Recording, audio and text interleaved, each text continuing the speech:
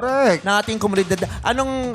Lately, anong mga natutunan nyo dito sa ating pagtatanghal?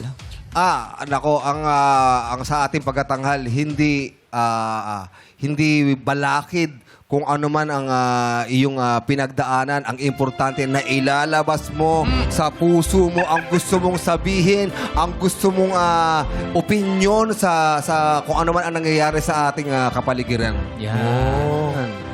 Ako naman naniniwala ako, wag mo husgahan ang bawat tao. Kasi yan ay may kanya-kanyang dahilan kung bakit sila nandito. Ang ganda ng sinabi nyo. Oy. Bilang isang cowboy, bigla ako na ganun kang opinion sa buhay.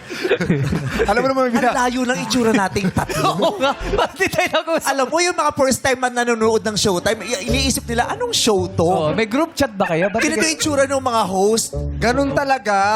Dito sa Showtime, iba-iba. Tama, Nagsasalita na pala yung bida sa Toy Story. I got the horses in the bag. Yes. Kahapon yung tanong, ano yung Q sa LGBTQ? Ano yung Q? Queer. Queer. Pero... Kilala kita pag hindi ka sigurado.